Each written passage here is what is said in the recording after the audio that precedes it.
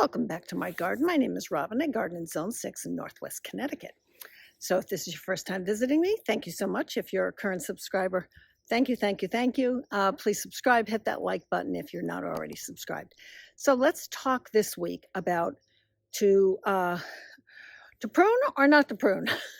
That is the question.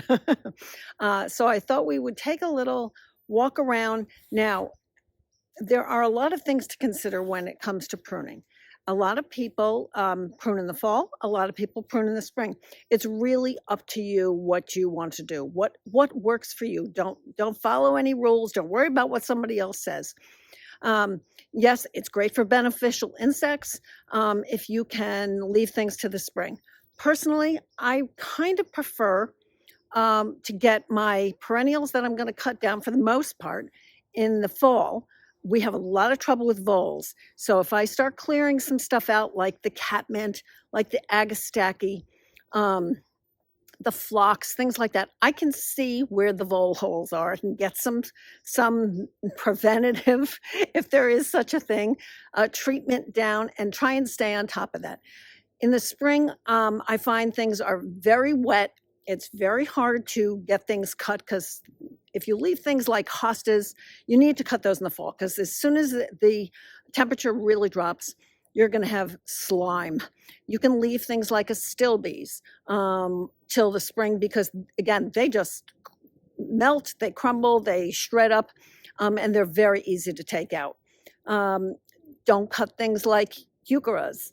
Those look great. Don't cut things like hellebores. So let's take a little walk and we'll talk about what to cut and what not to cut, in my opinion, in my garden. So what might you want to leave? Grasses, things with seed heads, baptisia, black-eyed Susans, coneflowers, echinacea. Those are things that you might want to leave because they provide food for the birds and the insects. You do want to cut back things, like I said, like hostas. You might want to deadhead, or you can cut back things that reseed. Personally, I find things like bee balm really reseed in my garden. And here's some right here that I keep pulling out, and every year it comes back. You do want to cut things that have diseased foliage or insect damage. So if something has that, you're going to want to do that. Things that have lovely seed heads, like sedum, I would not cut that back. First of all, it protects the crown of the plant because you'll see those little rosettes already probably are starting to come up from the base of the plant. Look at that gorgeous oak leaf hydrangea. Never cut oak leaf hydrangeas. They bloom on old wood. Now, at this time of the year, it's a good thing to talk about, do you need to rejuvenate your borders? In the fall, it's easier when you can still see what needs updating and what are you loving and what is too much work. If you have to divide any of your plants, now's a great time to do it. Cut the foliage though, so the plant puts all its effort into the roots. Now I know it's a little shady in here, but I've already cut back some phlox, I've cut back some baptisias, I've cut back the asters that were right here. Again, just because I want to be able to see where the vole holes are. We've got some gorgeous color coming on the Amsonia there. So, assess your color combinations. What's working, what's not working, where do you want to maybe cool down a bit, or where do you want to brighten up an area? Make sure you're keeping notes in your journals, I still have a lot of things blooming, even though I've actually cut a bunch of things back. So aim for some cohesion, by repeating plants in various beds. So here, I have a Weigela and I have a new Weigela. Oh, you can't see it over in a bed over there. I have eucharas all over.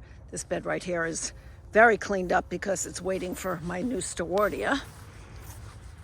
Still have some Gora blooming. So again, like I said, if you're dividing plants, they want to reestablish their roots, so cut down any top growth. Now I do have some Kinsman covers, fleece covers that I do use to cover my roses that are outside. So let me show you those. The roses I have that are going to stay outside in containers. So here's Eustacia Vi here, another one. I use these Kinsman fleece covers. They open up, and I have the pretty good size ones here, because this can actually cover my gold cone juniper. We've used that to cover it, and I still have some winter damage from a couple years ago. But we'll use these to cover our roses, just to give them a little added protection. We do have a lot of wind that comes through our backyard here. And it's just a little bit extra insulation. Now, it's definitely too early to start to start covering these things, even though we're actually going to have a really cool night. It's crazy, things are still blooming. But I do have, I might need to cut, I probably need to cut these down a little bit. I do not cut my roses at all in the fall, however, just because I do usually sustain a reasonable amount of winter damage. So I want to do that in the spring. However, in order to get the covers on, I do need to cut them back a little bit, because I have a few. Let's go over here. I have a few, like, let's see. Not even sure what this one is. What is this? This is, oh, another Eustacia Vi. That's also still blooming. So this one is pretty big. So that'll definitely need to get cut back a little bit. But here's all dressed up. So that's good to go the way it is. So you can see some things have been cut back, some things haven't. Eucharas have not been cut back. The allium, like millenniums, those have been cut back. The daylilies have been cut back. The grasses are still up. This is a lilac, another rose, Durvilla. So we have, oh my goodness, this wee bit grumpy hydrangea. Oh my goodness, it's actually got a bloom on it. Oh, that's crazy. We have had such weird weather this fall. So I do have things, like I said, this bed in particular has a lot of vole damage and moles. So for the most part, things have been cut back. The yarrow's been cut back. The catmint nepeta has been cut back. The agastache has been cut back. You know, but obviously my shrubs have not been cut back. That's a no-brainer. I'm leaving my grasses up till the spring. I have cut back cone flowers because these were brand new, so I really want them to put their effort into their roots. Ah, my head just got caught in a tree. Black-eyed Susans, I find for me they tend to spread all over my yard, so I have cut those back. Sorry, birds. I know the finches love the seeds. Let's see what else got cut back. Lobelia got cut back here. Had lobelia over here, got cut back. And some crystal blue salvia got cut back. Oh gosh, in one day, the viburnums have almost lost all their leaves. Queen of the Prairie got cut back. Hostas got cut back. So you can see, even though irises you definitely want to cut back because of iris borer. There's some beds, here's tons of epimedium and eucharas and lady's mantle. And I mean, these beds are still very full, even though I've cut a bunch of stuff back. Big hosta, crocus regal got cut back. Aruncus goatbeard got cut back. Karinga shoma, Japanese wax bells got cut back. More hostas over here that got cut back. So things that spread, you want to cut back. So I've cut my Japanese anemones in the back there. I've cut those back. Again, so I can see where the holes are. I can see a hole right there. So this way I can get some stuff in to hopefully get rid of the voles. Another thing we've done, now I showed you, I did my cool flowers. I don't have any frost cloth on there yet, but with some of our leaf mulch, we've run over these with, the lawnmower. I've added these to these raised beds that have nothing in them. And, over the winter, they'll break down and hopefully I'll have some nice compost. So this is crazy. Again, I've shown you this before. This Indian Giver daylily is still blooming like crazy. This is the weirdest season ever. Oh my gosh. I still have mums there. I've cut back the geranium Roseanne, or sort of cut it back. I did a very bad job in this bed. I did not finish cutting the geraniums. I did not really do a nice job on the Nepeta. I'll get to it. I think I'll get to it. My Acer paperbark maple is starting to turn color. Of course, the Rose of Sharon has lost all its leaves. What else got cut back? Let's see. I did not cut back the drops of Jupiter. I had a mum here, a perennial mum, that I did cut back, and a catmint. Daylilies are all cut back.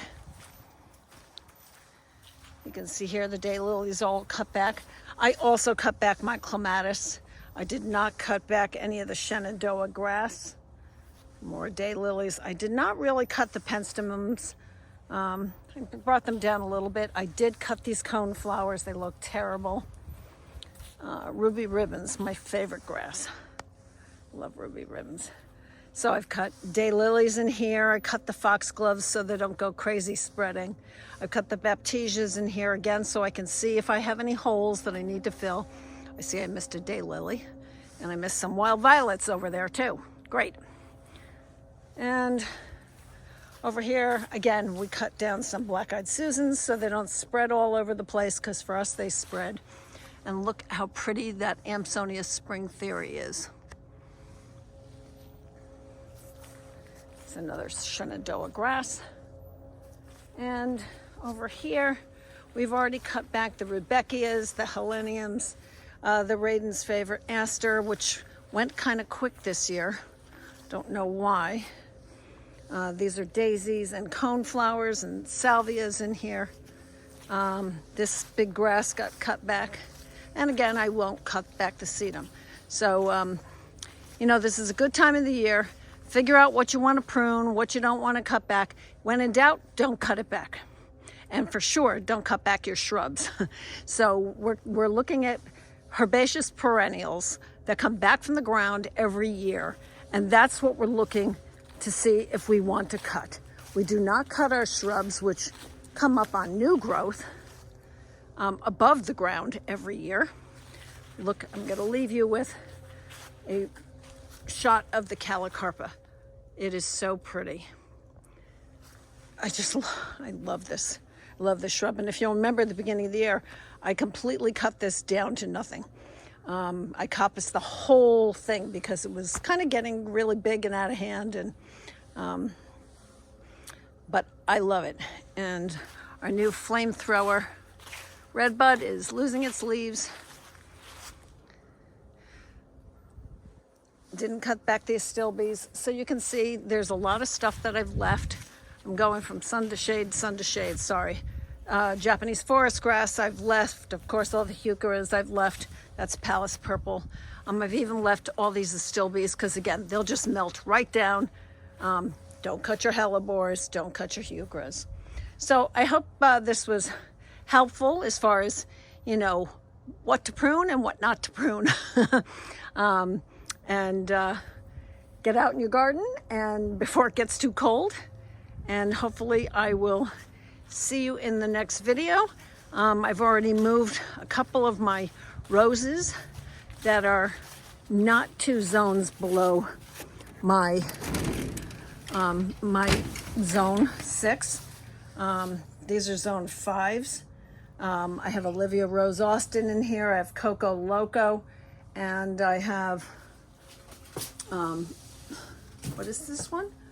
Poet's Wife, A Poet's Wife. David Austin Roses said, you know, either bring it in the greenhouse, like I'm going to probably mulch it up with some hay. And then right now I still have a begonia in here.